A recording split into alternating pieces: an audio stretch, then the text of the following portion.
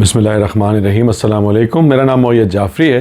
पाकिस्तान के सियासी तमाशे में तो जो कुछ होता चला आ रहा है वो आपकी आंखों के सामने ही है, मगर अब कुछ इस तरह की डेवलपमेंट्स आज की तारीख़ में हुई हैं जिनका ताल्लुक़ न सिर्फ पाकिस्तान के अंदरूनी हालात से है बल्कि बैरूनी दुनिया से भी है। आज बात करेंगे यूनाइटेड नेशंस यानी कि अक़वाम मुत्तहिदा की एक ख़ास बॉडी की जो बिला वजह और नाजायज़ गिरफ़्तारियाँ जो पूरी दुनिया में की जाती हैं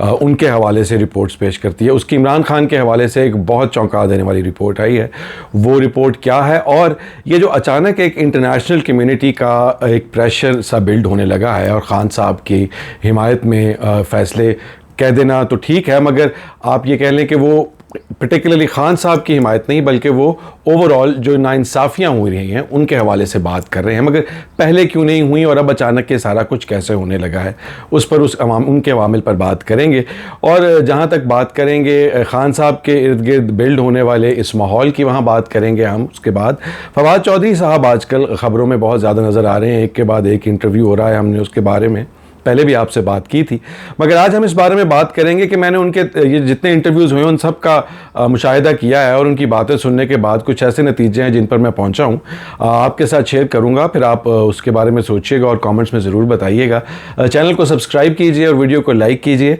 और हमें बताइए कि हम आपके साथ और किस तरह की इन्फॉर्मेशन शेयर कर सकते हैं जो आपको पसंद आए। पहले बात कर लेते हैं, यूनाइटेड नेशंस की बॉडी है, बहुत आप जानते हैं पूरी दुनिया के अंदर it is the top organisation of the world, और उसके अंदर उनकी एक बॉडी है जिसको आर्बिट्री डिटेंशंस जो है उसका एजेंडा है। अब आर्बिट्री डिटेंशंस ये हैं कि जो बिला वजह गैर कानूनी तौर पर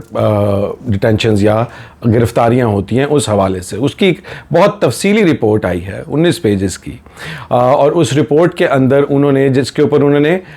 उस रिपोर्ट में भी उन्होंने मेंशन किया हुआ कि दे वर्क लाइक 6 माह से वो इसके ऊपर काम कर रहे थे, तमाम डिटेल्स वगैरह उसकी इकट्ठी करके उसके प्रोज कॉन्स उसके जितने भी अवामिल हैं उन सारों को मद्देनज़र ला कर उसके बाद उन्होंने अपना जो डिसीजन उसके ऊपर दिया है और जो उनका तज्ज़िया है उसके ऊपर वो ये है कि इद्दत केस ऑब्वियसली जो कि एक रिलीजियस केस है उसकी हकीकत पे हमारा बात कर सकें, उसको हटा के ख़ान साहब के ऊपर जो केसेस हैं वो तमाम के तमाम उन्होंने कहा है कि उनकी कोई लीगल बुनियाद नहीं है और ये एक आर्बिट्री डिटेंशन है, ये एक सियासी कैद है जिसमें इमरान खान है। और इसकी उन्होंने एक किस्म की आप कह लें कि मज़म्मत भी की है कि इस तरह की पॉलिटिकल जो जेल है उसको ख़त्म होना चाहिए। अब एक तो ये मामला हुआ, पिछले दिनों आप जानते हैं कि यूएस कांग्रेस जो है अमेरिकी पार्लियामेंट, उसने भी पाकिस्तान के अंदर होने वाले इलेक्शंस के ऊपर बहुत बड़ा सवालिया निशान उठाया और न सिर्फ सवालिया निशान उठाया बल्कि ये भी कहा कि उन इलेक्शंस की तहकीकात होनी चाहिए क्योंकि वो इलेक्शंस के अंदर शवाहिद है कि वहाँ पर बहुत बड़ी धांधली हुई। अब उसके बाद एक तीसरी चीज़ हुई कि आज वाइट हाउस के अंदर जो वाइट हाउस के स्पोक्स पर्सन एक रेगुलर प्रेस कॉन्फ्रेंस करते हैं, उसमें जब पूछा गया उनसे वो कांग्रेस की उस करारदाद के हवाले से, करारदाद जिसके अंदर 368 ओवरवेलमिंग मेजॉरिटी ने वोट किया था पाकिस्तान के अंदर होने वाले इलेक्शंस की तहकीकात के हवाले से, तो उन्होंने भी इस बात की नफ़ी नहीं की और उन्होंने कहा कि हम, और उन्होंने ये भी बात की, एक तो जिस सवाल करने वाले ने उसका हवाला दिया और साथ कहा कि जो यूएन बॉडी ने बात की है उस हवाले से आपका क्या ख्याल है, क्योंकि यूनाइटेड नेशंस को भी लोग जो हैं वो एक किस्म का कहते हैं कि वो अमेरिका के ख़िलाफ़ ऑन इट्स ओन उसकी अपनी कोई बॉडी शायद नहीं जाती। तो इस लिंक से भी उन्होंने बेसिकली उनको अमेरिका का भी वाइट हाउस का टेम्परेचर चेक कर रहे थे कि वो कहाँ खड़े हैं। तो उन्होंने भी कहा कि यूनाइटेड नेशंस जो कहा उसकी हम रिस्पेक्ट करते हैं और उन्होंने कहा कि हम पाकिस्तान के अंदर जो बुनियादी इंसानी हुकूक हैं उनके साथ खड़े हैं और हम ये बात मानते हैं कि पाकिस्तान के अंदर जो बुनियादी हुकूक इंसानी हुकूक हैं उनकी जहाँ पे खिलाफ वर्जियाँ हो रही हैं वो नहीं होनी चाहिए। अब ये तमाम का तमाम जो माहौल एक अचानक क्रिएट आपको होता हुआ नज़र आ रहा है जहाँ पे इंटरनेशनल कम्युनिटी, स्पेशली वो इंटरनेशनल कम्युनिटी जो कि आप कह लें वेस्ट अलाइंड है या अमेरिका अलाइंड है, वो सब की सब जो है वो अचानक पाकिस्तान तहरीक इंसाफ या इमरान खान जो हैं उनके हवाले से बहुत एक्टिव नज़र आ रही है या बहुत आप कह लें कि उनके हक़ में नज़र आ रही है। इसकी वजह क्या क्या हो सकती है उस पर बात करते हैं।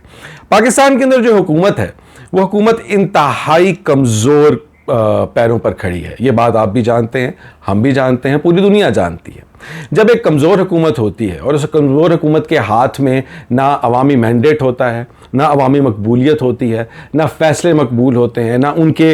जो मेजर्स लोगों को फलाह पहुँचाने के होते हैं वो उनके हाथ में होते हैं। बजट उन्होंने जो दिया उसके बाद लोगों का जो हाल होगा और जो लोग जिस तरह से पूरे मुल्क के अंदर एक गम गुस्से का माहौल बना हुआ है, एहतजाज की कॉल्स आ रही हैं, फिर पेट्रोल की प्राइस ऊपर चलेगी, तो हुकूमत के लिए एक इंतहाई मुश्किल वक्त है इस वक्त। और जो मुश्किल वक्त है उसके अंदर जो बैरूनी ममालिक होते हैं वो अपने there on a look out always कि हम किस वक्त अगर हमारा कोई इंटरेस्ट सर्व कर सकते हैं ये लोग, तो हम इनको एट देयर मोस्ट वालरेबल, जो सबसे अपनी कमज़ोर हालत में हैं और जब इनको डूबते को तिनके का सहारा चाहिए और हमारा सहारा चाहिए, तो हम इनके ऊपर इस तरह का प्रेशर माउंटेन करें कि हमारे जो मकासद हैं, हमारे जो इंटरेस्ट हैं वो हम इनसे निकलवाएं और उनसे सर्व करें, और उसके बाद जब ये हमारी बात मान लें तो हम अपनी जो फोर्स है उसका हाथ थोड़ा सा पीछे खींच लें, या इनको यही बात कहें कि वी विल ईज ऑफ अगर आप हमारी कही हुई बातें मानते हैं। ये हमने जिक्र पहले भी किया था आपके साथ, मगर यहाँ पर जो कुछ भी होता हुआ नज़र आ रहा है आपको इस सारे मामले में, नो डाउट्स, इसमें कोई दो राय नहीं है कि वो बात हक सच की है, मगर हक सच की बात अमेरिका कितनी करता है वो हमने इजराइल और गाज़ा में देख लिया है। अब इस वक्त जो इंटरनेशनल कम्युनिटी आप कह लें कि उनका एकदम ये जो रिपोर्ट जिस पे 6 माह से काम हो रहा है, अगर उन लोगों के इंटरेस्ट ना हो तो this can be held back for maybe later. अभी ये मेरी ज़ाती राय है, मगर इस वक्त जो सिचुएशन बनी हुई है उसकी एक वजह ये, और जो पाकिस्तान के अंदर शहबाज शरीफ हुकूमत है जहाँ पर उनके अपने भाई भी उनको पूरी तरह सपोर्ट नहीं कर रहे, तो it is highly dangerous for Pakistan कि ये लोग जो इस वक्त डरे बैठे हैं ये इस सारे प्रेशर के अंदर कैसे जो है वो रिएक्ट करेंगे और क्या क्या बातें मानेंगे। ये दूसरी दफ़ा मैं आपको ये बात जो है वो जिसका जिक्र आपसे कर रहा हूँ। और इमरान खान के ऊपर जो दबाव इस वक्त पाकिस्तान की हुकूमत ने डाला हुआ, उनको जेल में रखने का, राना सनाउल्लाह की बातें आपको याद हैं, वो कहते हैं कि हमारे लिए बेहतरीन ये है कि खान साहब जेल में रहें, और उसकी एक वजह यह है कि खान साहब जो हैं वो किसी सूरत कॉम्प्रोमाइज़ करने के लिए तैयार नहीं, जो हमें बार बातें सुनने को मिलती हैं कि जी हम बात नहीं करना चाहते। उसी हवाले से अगर मैं बात करूं फवाद चौधरी साहब की, जो आजकल बहुत फोर फ्रंट पे हैं, और उन्होंने पाकिस्तान तहरीक इंसाफ की जो मौजूदा क़यादत है, जो एमरजेंसी क़यादत जिसको मैं कहता हूँ, उसको बहुत आड़े हाथों लिया है। और वो कहते हैं कि उनका ना तो सियासी कद इतना अच्छा है और इतना बड़ा है, और ना ही उनकी सियासी सोच इतनी अच्छी है, ना उनकी स्ट्रैटेजी इतनी अच्छी है कि वो खान साहब को बाहर निकाल सके। और फिर वो इस बात के साथ बार बार दो बातें और हैं जो जोड़ के कहते हैं। वो बात एक करते हैं कि हमारे से सबसे बड़ी गलती ये हुई कि हमने एस्टैब्लिशमेंट के साथ बात करनी ख़त्म कर दी, हमें एस्टैब्लिशमेंट के साथ बात जारी रखनी चाहिए थी, हमें अपनी मुलाकात जारी रखनी चाहिए थी, हमारे बात ख़त्म कर देने की वजह से वहाँ पर गलतफहमियाँ पैदा हुई और आज हम यहाँ पर खड़े हैं। और वो इसके बाद के बाद अगली बात ही कहते हैं कि जो मौजूदा क़यादत है ये भी इमरान खान को इस सारे मामले से कट ऑफ करके रोके हुए है, और ये एक बैरियर बीच में इस वजह से खड़े किए हुए हैं क्योंकि ये जानते हैं कि अगर बात इमरान खान बाहर आ गए तो इनकी जो पोजीशन है वो इस तरह से नहीं रहेगी, इनके जो ओहदे हैं और जो इनको एकदम लाइमलाइट मिली है वो सब खत्म हो जाएगा, क्योंकि खान साहब will be back on the centre stage, जिसकी वजह से ये लोग वो तमाम हरबे, वो तमाम एक्शंस लेने में नाकाम रहे हैं जो शायद खान साहब को जेल से बाहर लाने के लिए कामयाब हो सकते थे, या वो ज़्यादा कारामद हो सकते थे, या गवर्नमेंट के ऊपर और ज़्यादा बेहतर प्रेशर बिल्ड कर सकते थे। मगर वो इन सारी बातों के साथ जो सबसे इंपॉर्टेंट बात करते हैं बार बार, वो ये कहते हैं कि वी विल नीड, हमें बात करनी पड़ेगी, हमें बात करनी पड़ेगी एस्टैब्लिशमेंट के साथ, हमें अपने राब्ते उस्तवार करने पड़ेंगे एस्टैब्लिशमेंट के साथ। सो अब ये बातें अगर आप जोड़ के देखें तो जिस तरह से कई लोग ये भी कह रहे हैं कि सवालिया निशान के साथ कि फवाद चौधरी साहब को रीलॉन्च किसने किया है, अब उसके ऊपर ये कहना इंतहाई गलत होगा, और मेरा ख्याल है it would be unfair to जज के Fawad sahab has been launched by the establishment. But मैं जो इस बात पे कहूँगा कि आई वुडंट से कि he is been launched by anybody, but I believe that he represents, वो एक ऐसी सोच को रिप्रेजेंट करते हैं जो कि ये जो एक ब्लॉकेड क्रिएट हुआ है, जो एक आप कह लें कि इस तरह की फ़िज़ा कायम हुई हुई है जहाँ पर आगे कोई रास्ता नज़र नहीं आ रहा, उसमें कोई दरमियानी रास्ता निकालने का एक आप कह लें कि एक नवीद है, एक आवाज़ है जो एक दरमियानी रास्ते को इस्तेमाल करने के लिए बात कर रही है। और इसके ऊपर उन्होंने कहा कि मुझे कोई ओहदा नहीं चाहिए, इसके ऊपर उन्होंने कहा मुझे कोई पैसे नहीं चाहिए, मैं तो पार्टी के लिए काम करने के लिए आया हूँ, खान साहब को पता है मैं किस तरह का इंसान हूँ। अब ये सारी बातें if you add them all together, और उसके बाद जो आपके सामने आया उमर अयूब साहब का सेक्रेटरी जनरलशिप का इस्तीफ़ा, या अभी तक वो पोस्ट भी खाली जा रही है, तो वी नीड टू अंडरस्टैंड कि ये सारे का सारा सिनेरियो अब जा कहाँ है, क्या ये सारी बात, और वो जो ये सारे इंटरव्यूज़ दे रहे हैं वो किसको सुना रहे हैं? वो लोगों को सुना रहे हैं? I don't think so. क्या वो उन लीडरशिप को सुना रहे हैं जो अभी इमरजेंसी लीडरशिप है? वो तो इतनी ज़्यादा उनके मुताबिक भी ना उनका सियासी कद है ना उनकी सियासी पावर है, तो फिर वो ये बातें सुना के किस तक पहुंचा रहे हैं? वो ये बातें मेरी नाकिस राय में वो ये सारी बातें खान साहब के कान तक पहुंचा रहे हैं, और वो खान साहब को इनडायरेक्टली कन्विंस करने की कोशिश कर रहे हैं कि आप जिन लोगों में घिरे हुए हैं वो आपको बाहर निकालने के लिए कोई ख़ास कदम नहीं उठा रहे, और वो ये जान के कर रहे हैं। और आपको बाहर निकालने का वाहिद तरीका जो है उसका वन ऑफ द पार्ट, वो बार बार कहते हैं, निगोसिएशन विद द एस्टैब्लिशमेंट है।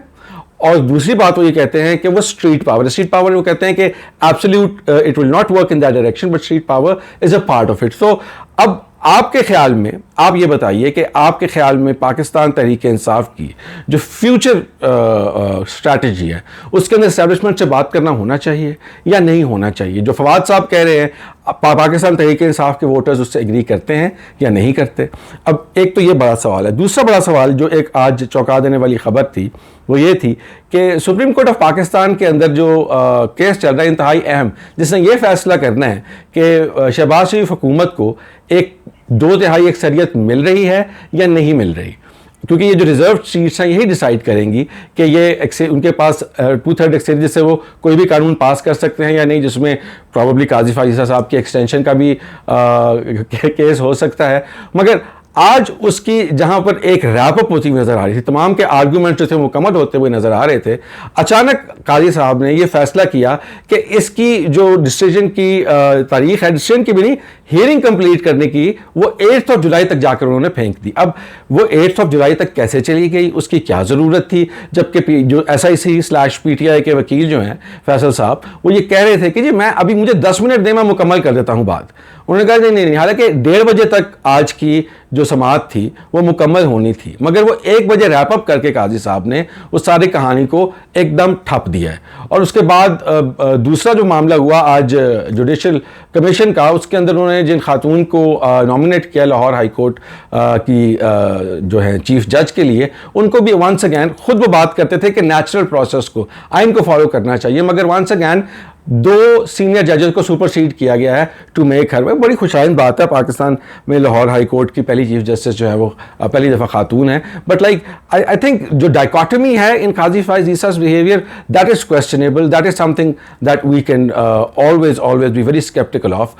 लेकिन ये है कि अभी ये जो मेरे लिए ये इंतहाई हैरान कुन बात है कि एक केस जो कि रैपअप होने वाला था, आज अटॉर्नी जनरल ने भी अपने दलाइल मुकम्मल कर लिए थे, उसके बाद ECP अपनी बात मुकम्मल कर चुका था, और आज जो फैसल साहब जो हैं SIC के वकील, उन्होंने जो डॉक्यूमेंट्स पेश किए और उसने बियॉन्ड डाउट ये एस्टैब्लिश कर दिया कि इलेक्शन कमीशन SIC को एक पॉलिटिकल पार्टी तस्लीम करता है, पाकिस्तान का पार्लियामेंट SIC सुन्नी इत्तेहाद काउंसिल/PTI को एक सियासी पार्टी, पार्लिमानी पार्टी तस्लीम करता है, और अगर तस्लीम करता है तो फिर उसको उसकी जो है वो प्रेसिडेंस बाप पार्टी वाला बलूचिस्तान को उसको उसकी सीट्स देनी चाहिए और देनी पड़ेंगी। ये सब कुछ जानने के बावजूद उन्होंने फैसला नहीं दिया। इसके अवामिल लोग ये कह रहे हैं कि वो उस वक्त तक इंतज़ार करेंगे जब तक कुछ जजेस उनके साथ मिल ना जाएं और ये फैसला जो है जिस तरह का वो चाह रहे हैं उस तरफ को अक्सरियती फैसला ना हो जाए। मगर ये तो कहना कबल अज़ वक्त होगा, और वैसे भी जो है आला अदलिया के ऊपर इस तरह के इल्ज़ाम लगाने के बाद हमारे मुल्क के अंदर पहले ही कुछ कई बातें इस तरह की होती हैं कि जहाँ पर लोगों को टारगेट किया जाता है। मगर इन सारे के साथ साथ आपके लिए एक और इम्पॉर्टेंट चीज़ जो है वो जाते जाते सवाल में छोड़ के जा रहा हूँ। आपके ख्याल में क्या पाकिस्तान के अंदर जो अदलिया का रोल है